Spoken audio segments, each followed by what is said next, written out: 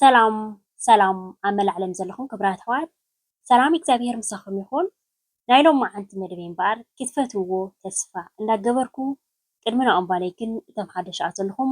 ላይክ ሳብስክራይብ ከምኡ እንዳገበርኩም ነዚ መዓልታዊ ሒዘ ዝመፅእ ቪድዮታት ተኸታተልቲ ክትኮኑ ብክብሪ ዕድመኩም እቶም ምሳይ ፀናሕኩም ከዓ ከም ቀደምኩም ምትብባዕኩም ኣይፈልየኒ። ናይ ሎሚ ከዓ ብዝያዳ ናይ ኣውደ ዓመት መስቀል እዚ ቪድዮ ብላይክ ጀምርዎ። ከም ሓደሽቲ ዘለኹም እውን ብምክንያት ኣውደ ዓመት መስቀል ከዓ ሳብስክራይብ ግበሩ ክቡራት ኣሕዋተይ። ኣዝዩ ምዕሩግን ግርምን ዝኾነ ባህልና ናይ ኣውደ ዓመት ሒዘ መፅአኩም ዘለኹ ከምዚ ትሪእዎ ዘለኹም ካብ ሸዊት ዕፉን ጀሚሩ ካብ ሰቲ ጀሚሩ እግዚኣብሔር ኣምላኽ ርሑስ ኣውደ ዓመት ይግበረልና። ናብ ብርሃነ መስቀሉ ብሰላምን ብጥዕናን እንቋዓብፅሓና ንኩላትና ክቡራት ኣሕዋተይ። ከምዚ ትሪእዎ ዘለኹም ኣዝዩ ፅቡቅ ዝኾነ ሸዊት ፅቡቅ ዝኾነ ሰቲ ዘበነ ሰላም ዘበነ ፍቅሪ ዘበነ ራህዋ ለምለም ይግበረልና። እግዚኣብሔር ኣምላኽ ነዚ በረከት እዚ ክንካፈል ክኢልና ዘለና ብዙሓት ኣሕዋት ይምነይዎ እሞ ዘይረኸብዎ ኣለዉ ብሕማም ብዝተፈላለየ ማለት እዩ። ብሞት እውን ዓም ነይሮም ምሳና ሎሚ ዝተፈለዩና ንኣሽቱ ዓበይቲ ብዝተፈላለየ እግዚኣብሔር ዘርእየና ዘሎ ማለት እዩ። እታ ዝዓበየት ንሕና ግን ብጥዕና ብሰላም ኣፅኒሕና ንሕና ከዓ እታ ኣደ ክትገብሮ ዝግባኣ እታ ሰበይቲ ክትገብሮ ዝግባኣ ካብ ምግብና ካብ መስተታትና ከም ትሪእዎ ዘለኹም ኣዳሊና ኣለና። እዚ ከዓ ናይ መን ሓይሊ እዩ? ናይ ሓይሊ ፈጣሪ እዩ። ምክንያቱ እንተሓሚምና ተደኒስና በዓላት ደሊና ኮይና ስድራና ኣለይ መለይ ክንብል ኣይንኽእል።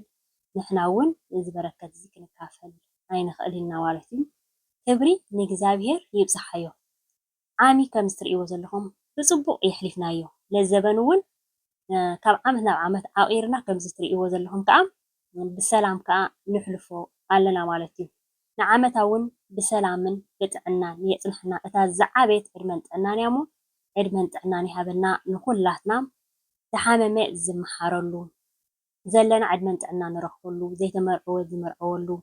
ዘይወለደ ውላድ ዝረክበሉ ብዙሓት ኣሕዋት ክሳብ 25 ዓመት ክሳብ 10 ዓመት ውላድ ዘይረከብና ትብሉ ኢኹም ማለት እዩ። እግዚኣብሔር ኣምላኽ ንዓኹም በቃ ሕጉስ ኣቢሉ ዝሕቀፉ ውላድ ብእውነት እቶም ሓዳር ዘይገበርኩም እውን ዝተባረኸ ዝተቀደሰ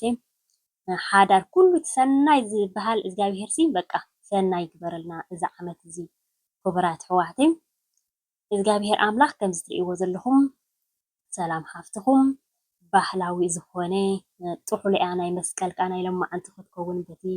ደርሆ ከም ዝተፈላለዩ በቢዓይነቶም ትሪእዎ ዘለኹም ኣሎ ማለት እዩ። ምክንያቱ ኣነ ንእግዚኣብሔር ብጣዕሚ እየ ዘመስግኖ። ምክንያቱ ቀሊል ነገር ኣይኮነን እዩ። ወላ ሰዓል በቃ እታ ዝነኣሰት ሰዓል ተዘይኮይና ካልእ ሲ ሙሉእ ማለት እዩ። ኣነ ብጣዕሚ ካብ መጠን ንላዕሊስ እግዚኣብሔር ኣመስግን የብሎ። ክንደይ ዝጠመዩ ኣሕዋትና ኣለዉ ኣይጠመናን ኣይዓረቕናን እዚ ኩሉ ዝገበረልና ንእሽተይ ነገር ተሪፋትና ኢልና ኣማረርቲ ከይኮንና እታ ዝዓበየት ዕድመን ጥዕናን ዝሃበና ንዓዓ እንዳመስገንና እዞም ኣሕዋተይ ሓደ ሓደ ግዜ ብፍላይ ከምዚ ዓበይቲ ኣውደ ዓመታት ክኾን ከሎ ቁሩብትለይ እንታይ ዝበሃል ኢኻ ንድሕሪት ተመሊስካ ኢኻ እንታይ ዝበሃል ትገብር ግን እቶም ፅምው ዝበለኩም እቶም ድምቕም ኢልኩም ዘይወዓልኩም ድሓን ንዓመታ ከዓ ከምቲ ትደልይዎ ኮይንኩም ከውዕለኩም ዝኾነ እግዚኣብሔር ናይ ሎሚ ተመስገን እታ ዕድመን ጥዕናን ዝሃብካኒ ዝኾነ ብዝተፈላለየ ነገር ማለት እዩ ዝጎዲልና ንብሎ ክነብል የብልናን። እዞም ኣሕዋተይ ኣብ ስደት ኮይና በቃ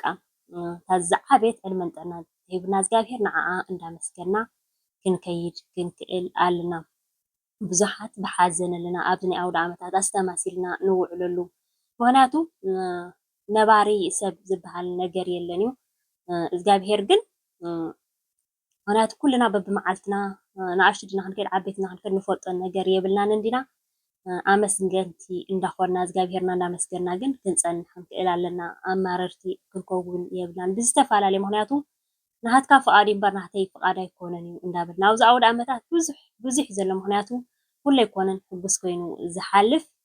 ተመስገን ግን ነቲ ኩሉ ዘምፀኻዮ ምስ ንዓኻ እሞ ተመስገን እንዳበልና እዞም ኣሕዋተይ ኣጅኹም ኣብ ስደት ኮይና ከይነብል ማለት እዩ። ብፍላይ ከምዚ ዓበይቲ ኣውደ ዓመታት መስቀል ክኾን ከሎ ከየዘከርካዮ ሸለል ከማን ተዘይኮይኑ ሕስብ ክተብሎ ከለካ ብጣዕሚ እዩ ትዝክር ንድሕሪት ኢኻ ትምለስ እሞ ክቡራት ኣሕዋተይ ኣጆና ኣጀናዝም ኣሕዋተይ እግዚኣብሔር ኣምላኽ ከምዚ ኣብ ሓደ መኣዲ ትርእይዋ ዘለኹም እዚኣ ክብብ ኢልና ክሳብ 8 ስድራ 10 ስድራ ማሚኡ እኳ ትምገበላ ዝነበርካ እዚኣ ከዓ እግዚኣብሔር ኣምላኽ ሓደ መዓልቲ ከዓ ክገብረልና እዩ ምስ ወለድና ምስ ኣሕዋትና ምስ ፈተውትና ተናፋፊቕና ዘለና እውን እግዚኣብሔር ኣምላኽ ዕድመን ጥዕና እንተሂብና ከዓ ኩሉ ምክንያቱ እዚ ዓመት እዚኣ ካሊኣ እታ ትመፅእ ዘላ ዓመት እውን ካሊኣ ስለዚ እታ ዝዓበየት ዕድመን ጥዕና ዝሃበና ንዓኣ እንዳመስገንና ከዓ ነቲ ካልእ ከዓ ንፅበዮ ማለት እዩ ብዝኾነ ባህላዊ ጥሕሎ ከምዚ ትርእይዎ ዘለኹም እንዳገበርና ምክንያቱ እታ እንጀራ እንታይ ገይራ መጀመርያ ግምፅል ኣቢልያ ትግምጠል እያ ማለት እዩ ብድሕሪኡ ከዓ ኣውዲቐ ከዓ ወዲእ ኣለኹ ብዙሓት እዚኣ እንታይ እያ ሰላም ሓፍትና ገለ ኢልክን ተሓታ ኢኽን ሰሪሐዮ ኣለኹ እየ ሱልጀያ ትበሃል ናይ ጥሕሎ መባልዕቲ ማለት እዩ በርበረ ጌርካ ድልኽ ስለ ዝስራሕ ኣዝሕል መበሊ እየን ዝጥቀማላ ኣዴታትና እግዚኣብሔር ኣምላኽ ኣብ መግብና ኣብ ሓዳርና ኣብ ውላድና ኣብ ስራሕና እግዚኣብሔር ዝሓለፎ ዝተባረኸ ይግበረልና ክቡራት ኣሕዋተይ እግዚኣብሔር ዝባረኸ ከዓ ኩሉ ግዜ ሙሉእ እዩ ማለት እዩ ኩሉ ነገር ብእግዚኣብሔር ስንት እንታይ እሞ ክቡራት ኣሕዋተይ ኣብ ኩሉ ሂወትና እግዚኣብሔር ኣምላኽ ዝባረኸ ይግበረልና ንቐደም በሉ ባህላዊ ጥሕሎ ክቡራት ኣሕዋተይ እዚኣ ከዓ ከማያ ትግበር ከምዚ እታ ተውድቕ ዘላ ንዓኣ ከዓ ቀዳመይቲ ባርኾት ዝውሃብ ማለት እዩ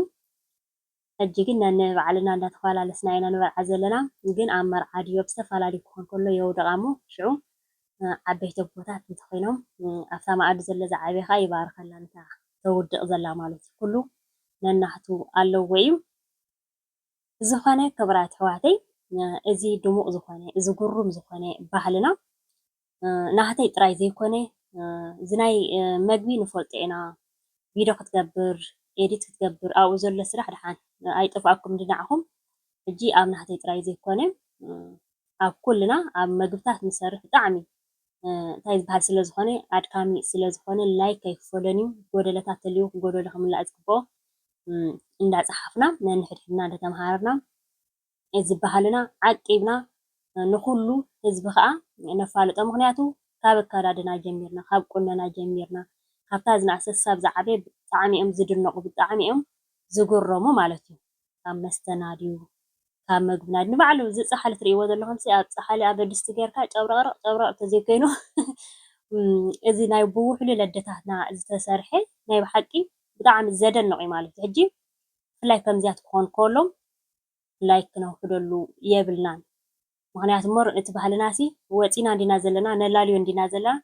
ግን ከዓ ንሃትኩም ደገፍ ከዓ የድሊ እዩ ፅራይ ስዋና